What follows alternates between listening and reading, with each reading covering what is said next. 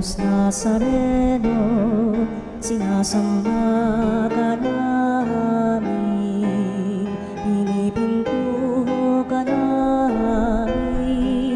Aral mo ang aming buhay at kaligtasan, Nuestro Padre Jesus Nazareno, iligtas mo kami sa kamatayan. Ang krus mong pinamatayan ay sagisag ng aming kaligtasan. Nuestro Padre Jesus Nazareno, dinarangal ka namin. Nuestro Padre Jesus Nazareno, inulwalhati ka namin. Nuestro Padre Jesus Nazareno, inal ka namin. Nuestro Padre. Simula'y sinaloob mo, O Diyos, kaligtasan ng tao. Sa takdang panahon ay tinawag mo, isang bayang lingkod sa iyo. Halina, Jesus, halina.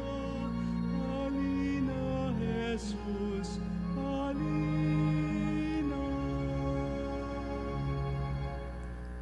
Sa ngalan ng Ama at ng Anak at ng Espiritu Santo. Amen. Ang pagpapala ng ating Panginoong Jesucristo, ang pag-ibig ng Diyos Ama, at ang pakikipagkaisa ng Espiritu Santo, naway sumainyong lahat. At suminyo rin.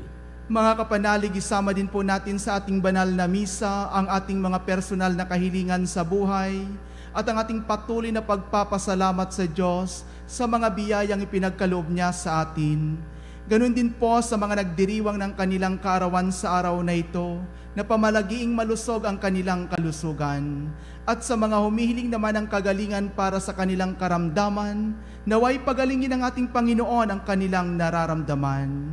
Mga kapanalig, tayo po ngayon ay nasa ikalawang linggo ng Adbyento.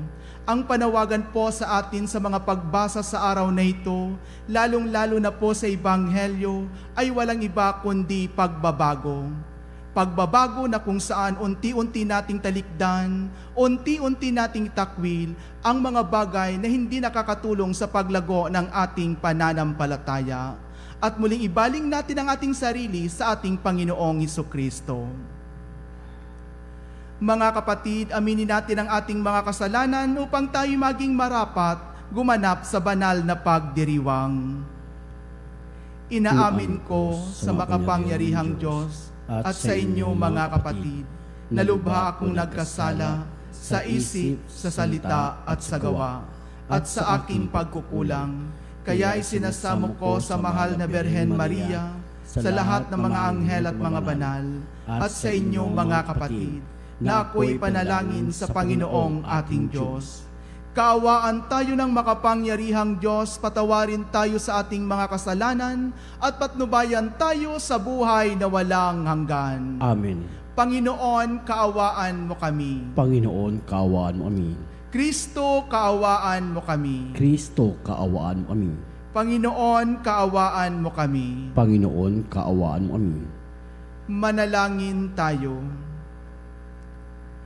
Ama naming makapangyarihan at maawain, sa aming pagsalubong sa iyong anak, huwag mong ipahintulot na maging hadlang ang aming mga pinagkakaabalahan. Turuan nawa kami ng kanyang karunungan upang kami ay kanyang makapiling, kasama mo at ng Espiritu Santo, magpasawalang hanggan. Amen. Pagbasa mula sa aklat ni Propeta Baruch. Jerusalem, hubarin mo na ang lambong ng panglukluksa at isuot mo ang walang hanggang kaningningan ng Diyos. Ibalabal mo ang kanyang katwiran at iputong mo sa iyong ulo ang korona ng kadakilaan ng Diyos na walang hanggan. Itatanyag ka niya sa lahat ng dako. Tatawagin kang kapayapaang bunga ng katwiran at karangalan ng pagiging makadiyos. Jerusalem, tumindig ka at umakyat sa mataas na burol. Tignan mo ang iyong mga anak na sa isang tawag lamang ng Diyos na banal ay natitipon mula sa silangan hanggang sa kanluran. Nagagalak sila pagkat hindi sila kinalilimutan ng Diyos. Bihag silang inagaw sa iyo at kinaladkad na palayo. Ngunit ngayoy ibinabalik sa iyong sakay sa kawalhatian na waring nakaupo sa maharlikang trono. Iniuutos ng Diyos na patagin ang mataataas na bundok at walang hanggang burol, at tambakan ang mga lambak upang panatag na makabalik ang bayang Israel sa puspos ng kadakilaan ng Diyos. Sa utos niya'y lilitaw ang maraming mababangong punong kahoy upang liliman ang Israel. Aakayin sila ng Diyos at babalik silang masaya sa pangangalaga ng kanyang habag at katwiran at liligaya sa liwanag ng kanyang walang hanggang kaninningan. Ang salita ng Diyos. Salamat sa Diyos. Gawa ng Diyos ay dakila, kaya tayo'y natutuwa. Gawa ng Diyos ay dakila, kaya tayo'y natutuwa. Nang lingapin tayo ng Diyos at sa Siyon ay ibalik, ang nangyari kasaysayang parang isang panaginip. Lahat tayo ay natuwa, masayang nagsiawit. Gawa ng Diyos ay dakila, kaya tayo'y natutuwa. Ang sabi ng mga bansang nagmamasid sa paligid, ang ginawa ng Diyos nila ay dakila, anong rikit? Dakila ngang masasabi, pambihira ang ginawa, kaya naman kami ngayon kagalakay di kawasa. Gawa ng Diyos ay dakila, kaya tayo'y natutuwa. Kung paanong inuulan yaong mga tuyong batis, sa sariling bayan namin, kami poon ay ibalik. Silang mga nagbubukid na nagtanim ng may luha, bayaan mo ng mag-aning, masasaya't natutuwa. Gawa ng Diyos ay dakila, kaya tayo'y natutuwa. Yaong mga nagsihayong dalay binhit na nanangis, ay aawit na may galak, dalay ani pabalik. Gawa ng Diyos ay dakila, kaya tayo'y natutuwa. Pagbasa mula sa sulat ni Apostol San Pablo sa mga taga-Filipos. Ang aking mga panalangin para sa inyo ay laging puspos ng kagalakan dahil sa inyong tulong sa pagpapalaganap ng mabuting balita tungkol kay Kristo. Mula nang ito'y inyong tanggapin hanggang sa kasulukuyan. Tinitiyak ko sa inyong mga mabuting gawa na pinasisimulan sa inyo ng Diyos ang kanyang lulubusin hanggang sa araw ng pagbabalik ni Kristo Jesus. Nalalaman ng Diyos na ang pananabik ko sa inyo ay kasinlaki ng pagmamahal sa inyo ni Kristo Jesus. Idinadalangin ko sa Diyos na mag-ibayo ang inyong pag-ibig at masangkapan ng malinaw na pagkakakilala at malawak na pagkaunawa upang mapili ninyo ang pinakamahalaga sa lahat ng bagay. Sa gayon, pagdating ng araw ng pagbalik ni Kristo, matagpuan kayong malinis, walang kapintasan, at puspos ng magagandang katangiang kaloob sa inyo ni Heso Kristo sa karangalan at kapurihan ng Diyos. Ang salita ng Diyos. Salamat sa Diyos.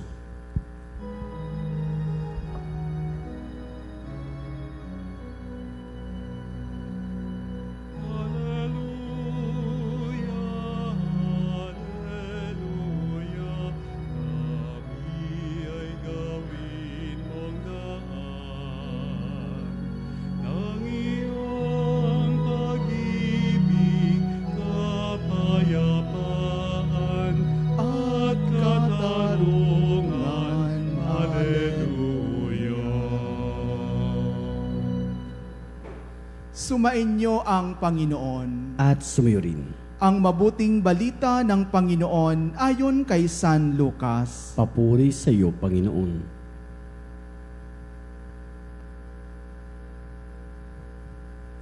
Ika-15 taon noon ang paghahari ni Emperador Tiberio. Si Poncio Pilato ang gobernador sa Judea. Si Herodes ang tetrarka sa Galilea. At ang kapatid naman niyang si Felipe. Sa lupain ng Iturea at Traconete. Si Lisanias ang tetrarka sa Abilinia. Sina Anas ay Caiaphas naman ang mga pinakapunong saserdote noon. Nang panahong iyon, nasa ilang si Juan na anak ni Zacarias. Dumating sa kanya ang salita ng Diyos, kaya't nilibot niya ang mga lupain, ang magkabilang panig ng Jordan at nangaral.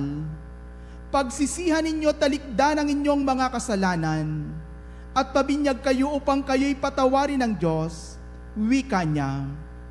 Sa gayoy natupad ang nasusulat sa aklat ni Propeta Isaías. Ito ang sabi ng isang sumisigaw sa ilang, ihanda ninyo ang daraanan ng Panginoon, tuwirin ninyo ang kanyang mga landas, tatampakan ang bawat lambak, at titibagin ang bawat burol at bundok. Tutuwirin ang daang liko-liko, at papatagin ang daang bako-bako. At makikita ng lahat ng tao ang pagliligtas na gagawin ng Diyos. Ang mabuting balita ng Panginoon. Pinupuri ka namin, Panginoong Kristo. Mga kapanalig, tayo po ngayon ay nasa 2nd linggo sa panahon ng Adbyento. Sa ating pagdiriwang ng 2nd linggo ng Adbyento, mga kapanalig, tayo po ay tinatawagan na maghanda hindi lamang sa panlabas, kundi sa panloob na aspeto ng ating buhay. Ang pagdating ni Kristo ay isang paanyaya po sa ating lahat na muling suriin ang ating puso, ituwid ang ating mga landas, at ang magbukas sa biyayang hatid ng ating Panginoong Jesucristo. Kaya nga po ang mga pagbasa sa araw na ito ay nagpapakita po ng malinaw na gabay kung paano natin ito magagawa. Sa pamamagitan ng pagtitiwala, sa pamamagitan ng pagsisisi, at sa pamamagitan ng aktibong paghahanda sa pagdating ng Mesiyas. Sa unang pagbasa, mga kapanalig, mula kay Propeta Baruch, pinapaalalahanan tayo na ang Diyos ay laging tapat sa kanyang pangako ng kaligtasan. Hinimok ni Propeta Baruch ang bayan ng Israel na alisin ang kanilang damit ng kalungkutan at isuot ang damit ng kaluwalhatian. Ang kanilang pagbabalik mula sa pagkabihag ay simbolo po ng muling pagbabangon at pagtitiwala sa Diyos na nagdadala ng pag-asa sa gitna ng mga pagsubok. Sa ating sariling buhay, mga kapanalig, tinatawag din tayo na magtiwala sa plano ng Diyos at maghanda para sa kanyang pagdating sa pamamagitan ng pagbabago at pagbabagong loob. Ibig sabihin, mga kapanalig, ang mga bagay na hindi maganda sa ating sarili, ang mga bagay o pag-uugali na hindi nakakatulong sa paglago ng ating pananampalataya ay unti-unti nating iwasan, unti-unti nating talikdan, at unti-unti nating kalimutan, at magkaroon tayo ng pagbabago na merong pananampalataya. Sa ikalawang pagbasa mula sa Pilipos, ipinaabot ni San Pablo ang kanyang pasasalamat at panalangin para sa mga taga-Pilipos. Ang kanyang panalangin ay walang iba kundi lumago sila sa pag-ibig, karunungan at kabanalan upang maging dalisay at walang kapintasan sa araw ng muling pagdating ni Kristo. Ang paanyayang ito, mga kapanalig, ay hindi lamang sa mga taga-Pilipos, kundi para sa atin. tinatawag tayong palaguin ang ating pagmamahal sa Diyos. Tinatawag tayong palaguin ang ating pananampalataya. At tinatawag tayong palaguin ang ating pagiging isang mapagbigay, lalong-lalo na po sa ating kapwa. At sikapin nating gawing maayos ang ating buhay bilang paghahanda sa ating pakikipagtagpo sa Panginoon. Kaya nga po ang ikalawang pagbasa ay malaking hamon po para sa ating lahat kung paano natin gampanan ang pagiging isang bininyagang Kristiyano na kung saan ang mga bagay na makalangit ay dapat nating itong isinasagawa, dapat nating itong isinasa puso at dapat nating isinasa isip. Dahil dito po napapaloob mga kapanalig ang mga bagay na makalangit at makadiyos. At ito ang magiging bitbit natin sa pagharap natin sa ating Amang may likha. Kaya nga po sa Ebanghelyo mula kay San Lucas, ipinapakilala ni San Lucas si San Juan Bautista bilang tinig na sumisigaw sa ilang. Ihanda ninyo ang daan ng Panginoon. Mga kapanalig, una, dapat nating gampanan ang mga bagay na kung saan makakatulong sa paglago ng ating pananampalataya. Ibig sabihin, tinatawagan tayo ni Juan na magsisi at magbalik loob. Ang pagsisisi, mga kapanalig, ay ang unang hakbang upang ituwid ang ating buhay at buksan ang ating puso sa pagdating ni Kristo. Ano ang mga bagay na minsan hindi nakakatulong sa paglago ng ating pananampalataya? Ano ang mga bagay na hindi natin pinagsisisihan, mga kapanalig? Ang panawagan po sa atin sa Ebanghelyo ay walang iba kundi ituwid ang ating buhay. Sa pagtuwid ng ating buhay, mga kapanalig, it takes time, it takes faith. Ibig sabihin, ang mga bagay na makakatulong sa paglago ng ating pananampalataya ang siyang magiging tungtungan natin para magkaroon tayo ng pagbabago. Ikalawa, mga kapanalig, ang kanyang panawagan ay walang iba kundi tuwirin ang mga liko-liko at patagin ang mga bako-bakong daan. Ay nagmumungkahi na alisin natin ang mga hadlang tulad ng kasalanan, tulad ng galit, tulad ng kawalan ng kapatawaran. Ito po ay isang panawagan sa ating lahat na kung saan hindi tayo malayang makapagpapahayag ng salita ng Diyos kung ang galit, hinanakit, selos ay nakarehas sa ating puso.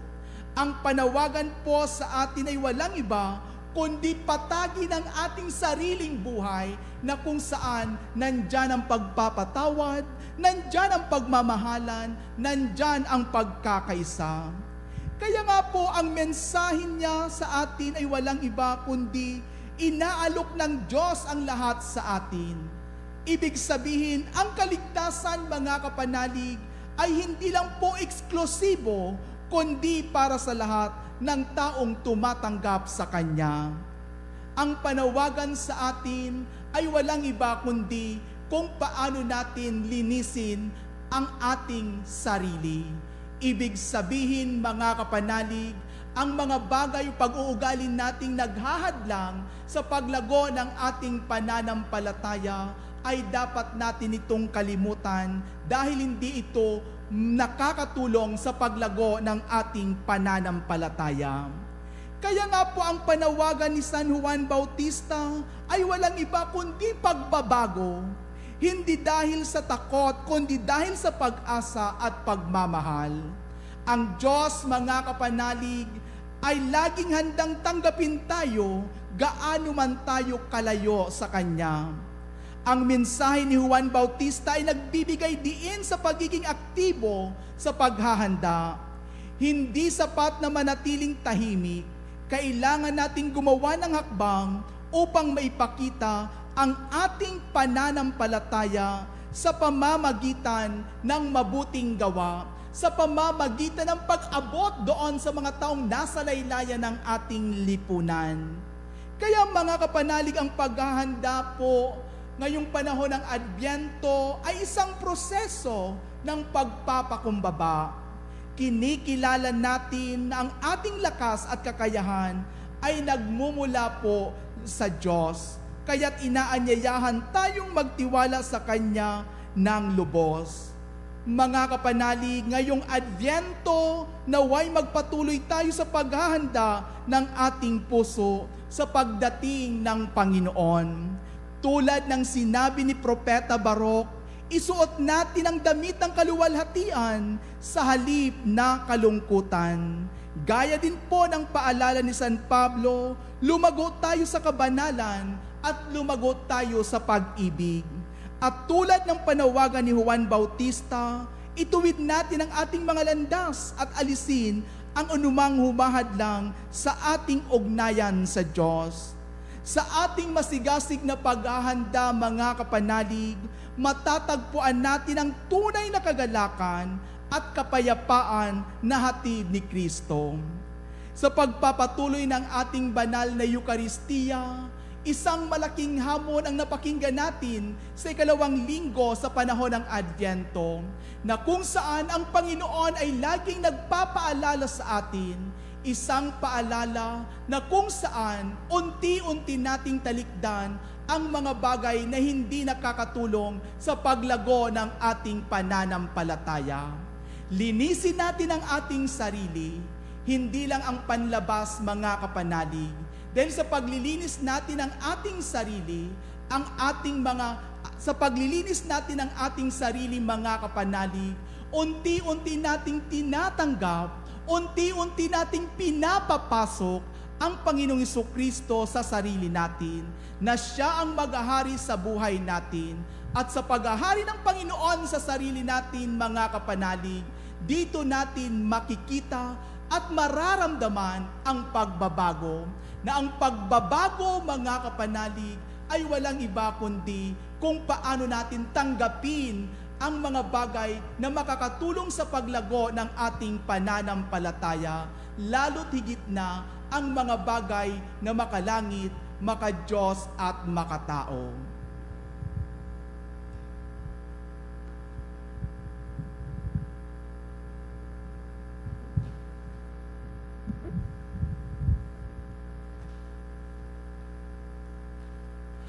Pagpapahayag ng pananampalataya. Sumasampalataya ako Sa Diyos ang mga pangyarihan sa lahat, na may gawa ng langit at lupa. Sumasampalataya ako kay Jesucristo, iisang anak ng Diyos, Panginoon nating lahat. Nagkatawang tao siya lalang ng Espiritu Santo. Ipinanganak ni Santa Mariang Berhen. Pinagpakasakit ni Poncio Pilato. Ipinako sa krus, namatay, inilibing. Nanaog sa kinaroroonan ng mga yumao, nang may 3 araw na buhay na maguli. Umakyat sa langit, naluluklok sa kanan ng Diyos Amang makapangyarihan sa lahat. Doon magmumulang paririto at hukom sa nangabubuhay at nangamatay na tao. Sumasampalataya naman ako sa Diyos Espiritu Santo, sa banal na simbahang Katolika, sa kasamahan ng mga banal, sa kapatawaran ng mga kasalanan, sa pagkabuhay na muli ng nangamatay na tao, at sa buhay na walang hanggan. Amen. Sa ating pang-adbyentong paglalakbay, lalo nating nauunawa ang kailangan ng paghahanda ng daan para sa Panginoon sa pamamagitan ng puspusang pansariling pagpapakabuti. Hilingin natin ang Kanyang tulong at manalangin. Panginoon, akayin mo kami sa landas ng kabanalan. Panginoon, akayin mo kami sa landas ng kabanalan. Para sa simbahan at mga namumuno rito, sa tulong ni Juan Bautista, matagumpay nawa nilang maihanda ang mga puso ng mga tao sa pagsalubong sa Panginoon sa pamamagitan ng kanilang turo at mabuting halimbawa. Manalangin tayo. Panginoon, akayin mo kami sa landas ng kabanalan. Para sa lahat ng napariwara ang buhay at naligaw ang nanglandas, naway dinggin nila ang panawagan ni Juan na sila'y magsisi sa adbyentong ito at tumahak sa landas ng pagbabalik loob. Manalangin tayo. Panginoon, akayin mo kami sa landas ng kabanalan. Para sa nag-aakalang sila ay higit sa iba, naway makamit magamit nila ang kanilang talino sa pagtulong sa mahihina, alang-alang sa diwa ng paglilingkod at pakikipagkaisa sa kapwa. Manalangin tayo. Panginoon, akayin mo kami sa landas ng kabanalan. Para sa mga taong natatangay ng pagkamunhi, kapusukan at kasakiman, naway alang-alang sa diwa ng Adbyento ay mapanuto sila sa landas ng katarungan at kapayapaan. Manalangin tayo. Panginoon, akayin mo kami sa landas ng kabanalan. Para sa ating pagsalubong sa taon ng Jubileo, palakasin nawa nito ang ating pananampalataya at matulungan tayong makilala ang Panginoon muling nabuhay sa ating pang-araw-araw na buhay. Manalangin tayo. Panginoon, akayin mo kami sa landas ng kabanalan. Panginoong Diyos, tibayan mo ang aming kalooban sa paghahawa ng matuwid na daan para sa iyong anak na si Jesus. Punuin mo ang mga lambak ng aming mga kabiguan, patagin ang mga bundok ng aming pagmamataas, at iayos ang aming baku-bakong daan ng masamang pag-uugali. Isinasamo namin ito sa ngalan ni Jesus na aming Panginoon. Amen.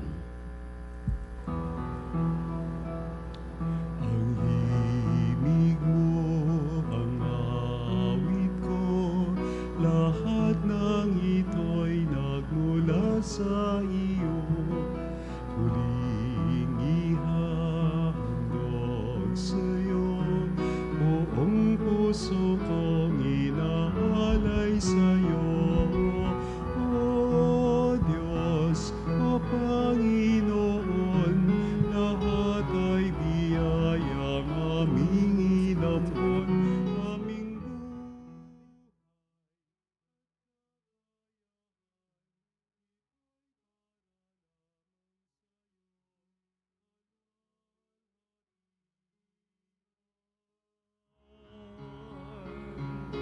ito'y para lamang sa iyong kalwalhatian.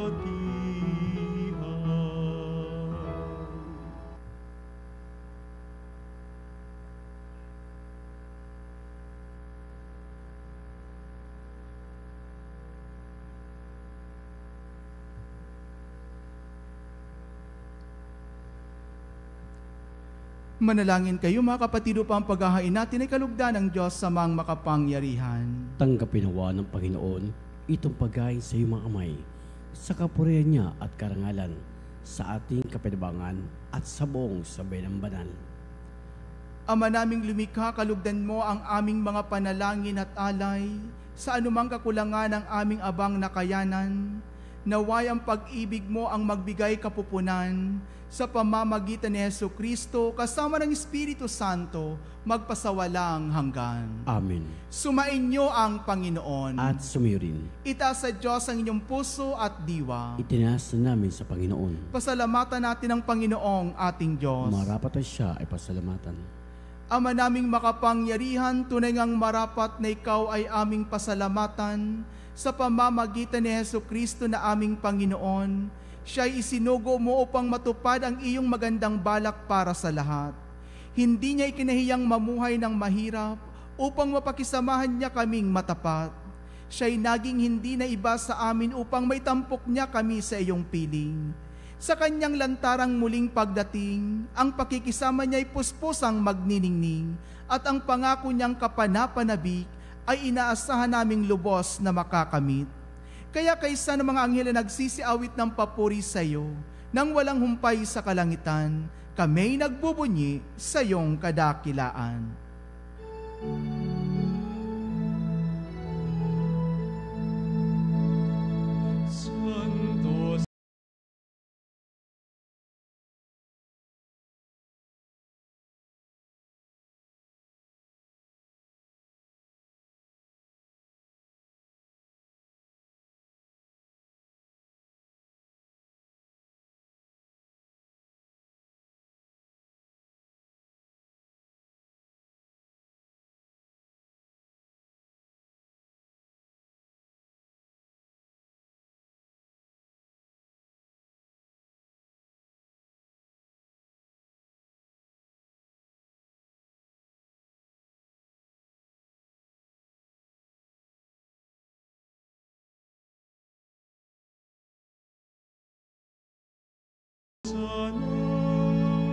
sa kaitasan. Ama naming banal, ikaw ang bukal ng tanang kabanalan, kaya't sa pamamagitan ng iyong Espiritu, gawin mong banal ang mga kaloob na ito, upang para sa amin maging katawan at dugo ng aming Panginoong Jesucristo. Bago niya pinagtisang kusang loob na maging handog, ginawa kanyang tinapay, pinasalamatan kanya. Pinaghati-hati niya yun, inabot sa kanyang mga alagad at sinabi, "Tanggapin ninyong lahat ito at kanin. Ito ang aking katawan na ihahandog para sa inyo."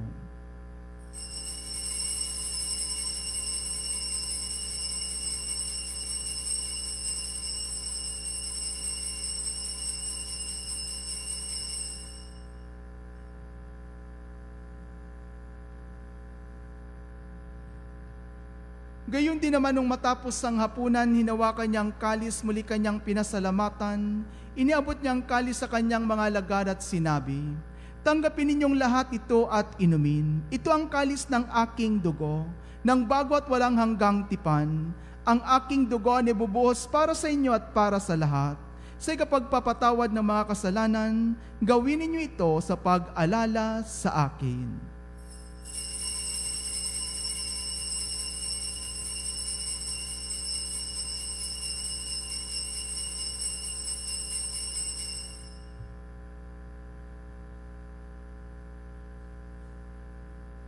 Ipagbunyin natin ang misteryo ng ating pananampalataya. Si Kristo'y namatay, si Kristo'y nabuhay, si Kristo'y babalik sa wakas ng panahon. Ama, ginagawa namin ngayon ang pag-alala sa pagkamatay at muling pagkabuhay ng iyong anak. Kaya't iniaalay namin sa iyo ang tinapay na nagbibigay buhay at ang kalis na nagkakaloob ng kaligtasan. Kami nagpapasalamat dahil kami iyong minarapat na tumayo sa harap mo para maglingkod sa iyo. Isinasamo namin kaming magsasalo-salo sa katawan at dugo ni Kristo ay mabuklod sa pagkakaisa sa pamamagitan ng Espiritu Santo. Ama, lingapin mo ang iyong simbahang laganap sa buong daigdig. Puspusin mo kami sa pag-ibig kaysa ni Francisco na aming Papa at ni Elias na aming Obispo at ng Tanang Kaparian. Alalahanin mo rin ang mga kapatid naming nahimlay nang may pag-asang sila'y muling mabubuhay, gayon din ang lahat ng mga pumanaw. Kaawaan mo sila at patuloyin sa iyong kaliwanagan. Kaawaan mo at pagindapatin kaming lahat na makasalo sa iyong buhay na walang wakas. Kaysa ng mahal na Birhen Maria na ina ng Diyos, kaysa ni San Jose na kanyang kabiyak na puso, kaysa ng mga apostol at ang lahat ng mga banal na namuhay dito sa daigdig ng kalugod-lugod sa iyo. May pagdiwang nawa namin ang pagpupuri sa ikararangal mo sa pamamagitan ng iyong anak na aming Panginoong Hesukristo. Sa pamamagitan ni Kristo, kasama niya at sa Kanya, ang lahat ng parangal at papuri ay sa iyo, Diyos amang makapangyarihan, kasama ng Espiritu Santo, magpasawalang hanggan.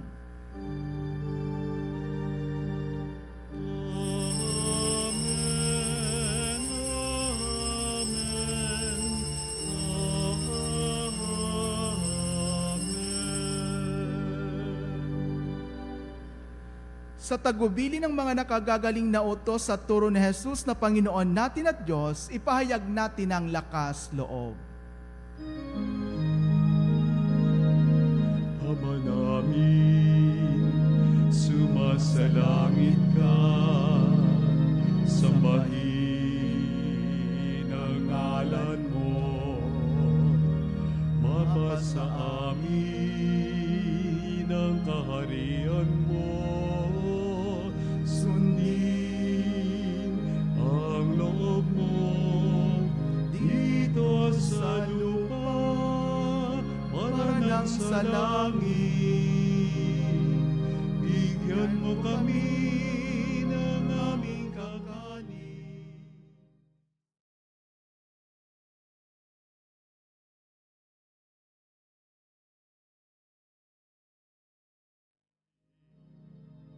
Sa aming mga sala, para ng pagpapatawad namin sa nagkakasala sa amin. At huwag mo kami ipahintulot sa tukso,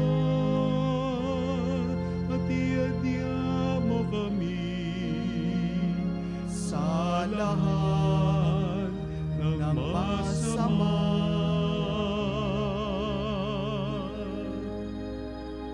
Hinihiling namin kami adya sa lahat ng masama, pagkalooban ng kapayapaan araw-araw, iligtas sa kasalanan at ilayo sa lahat ng kapahamakan. Samantalang aming pinanabikan ang dakilang araw ng pagpapahayag ng tagapagligtas naming si Jesucristo. Sapagkat iyo ang kariyan at kapangyarihan at ang kapurihan magpakailanman. Amen.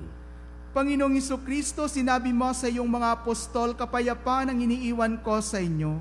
Ang aking kapayapaan ang ibinibigay ko sa inyo. Tunghayan mo ang aming pananampalataya, tuwag ang aming mga pagkakasala. Pagkalooban mo kami ng kapayapaan at pagkakaisa, ayon sa iyong kalooban, kasama ng Espiritu Santo, magpasawalang hanggan. Amen. Ang kapayapaan ng Panginoon ay laging sumainyo. At sumayo rin. Magbigayan kayo ng kapayapaan sa isa't isa.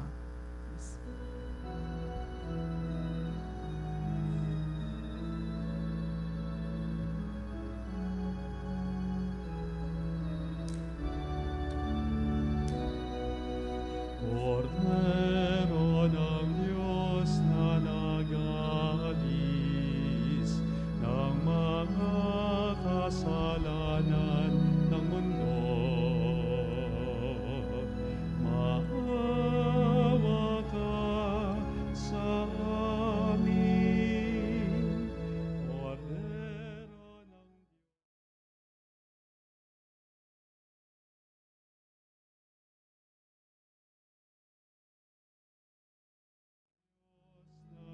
nag-aalis ng mga kasalanan ng mundo, maawa ka Sa amin. Kordero ng Diyos, maawa ka. Kordero ng Diyos na nag-aalis ng mga kasalanan ng mundo, ipagkaloob mo sa amin ang kapayapaan.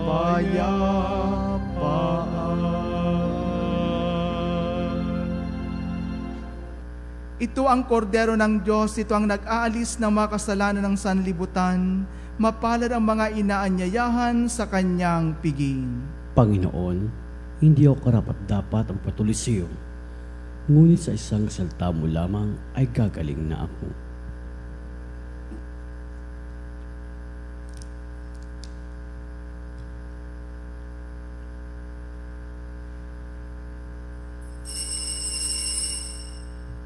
Mga kapanalig, ating dasalin ang komunyong espiritual. O Jesus, nananalig ako sa pananahan mo sa kabanal-banalang sakramento. Minamahal kita higit sa lahat at hangad ka ng aking kaluluwa. Hindi ko man matatanggap ngayon ang iyong katawan at dugo, inaasahan ko na patuloy kang mamumuhay sa aking puso. Naniniwala ako na narito ka at kaisa ka ng aking buong pagkatao. Huwag mong ipahintulot na mawalay ako sa iyo. Amen. Panalangin sa dakilang kapistahan ng kalislisang paglilihis sa Mahal na Birheng Maria.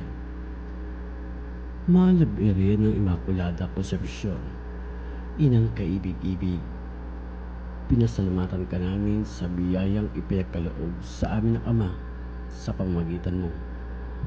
Ipagpatuloy mo sana ang iyong paglingap sa aming buhay nang umiral sa aming piling ang mga kaugaliang Kristiyano ang pagdarasal sama-sama, ang pagmamahalan sa bawat isa, at ang pagmamalasakit sa kapwa-tao. Sa aming pagdulog sa iyo, akayin mo kami patungo sa iyong anak nang lumalim ang aming pananampalataya, pag-asa at pag-ibig sa gitna ng kadilimang dulot ng kasalanan. Pakundangan sa kalislisang paglilis sa iyo, alang-alang kay Kristong aming Panginoon. Amen. Mahal na Birhen ng Immaculada Concepcion, ipanalangin mo kami. Manalangin tayo. Ama naming mapagmahal, kaming pinapakinabang mo sa iyong banal na salo-salo, ay turuan mong kumilala sa layunin ng iyong mga nilikhang bagay na dapat naming gamitin upang kami ay sumapit sa iyong piling sa pamamagitan ni Jesucristo kasama ng Espiritu Santo magpasawalang hanggan. Amen. Paalala po, tayo po ay kasalukuyang nagkakaroon ng misa nobinaryo para sa nalalapit na dakilang kapistahan ng kalinis-linisang paglilihi sa mahal na Birhen Maria o Immaculate Conception of the Blessed Virgin Mary. Ang pangunahing patrona ng Pilipinas sa December 9, araw ng Lunes. Inaanyayahan po namin kayo na dumalo sa banal na misa sa ating Veritas Chapel at maging Veritas Eucharistic Advocate para po sa inyong mga pamisang pasasalamat, kaarawan, kagalingan, special intention, kaluluwa, at mass sponsor or love offering.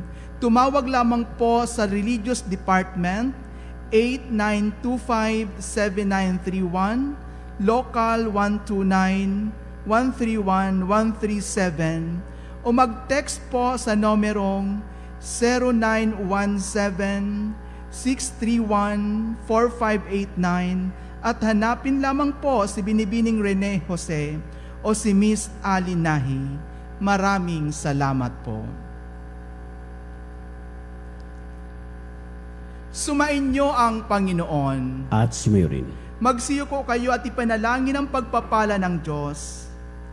Palakasin nawa kayo ng Diyos at dalisayin ang kanyang pagpapatawad habang naghahanda kayo sa pagsalubong sa Panginoong Jesus. Amen. Puspusin nawan na kayo ng matimyas na ligaya at pag-asa sa kabila ng mga paghihirap at suliranin. Amen. Mag-ibayo pa nawa ang inyong pag-ibig sa Diyos at upang maging tulay ng pagpapala sa lahat. Amen. At pagpalain nawa kayo ng makapangyarihang Diyos Ama at Anak at ng Espiritu Santo. Amen. Tapos na po ang banal na misa, humayo kayo sa kapayapaan upang ipaghanda ng matuwid na landas ang Panginoon. Salamat sa Diyos.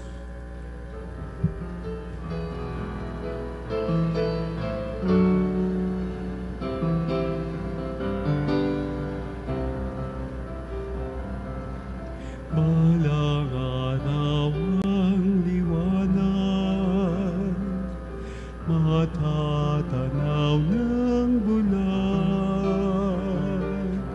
ang kagandahan ng umaga, pagmamasdan sa tuwina.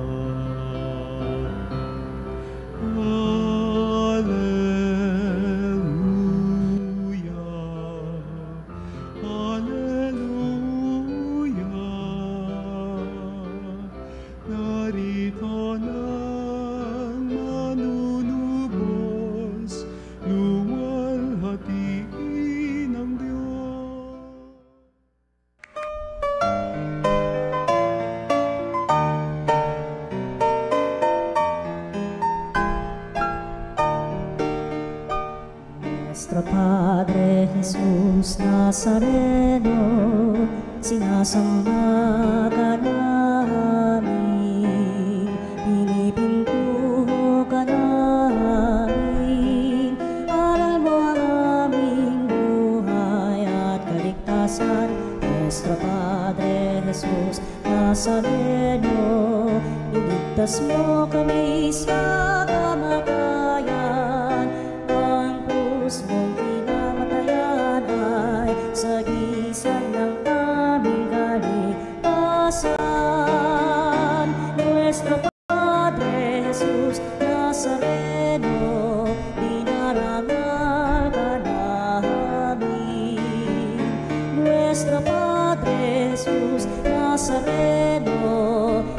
luwalhati ka namin.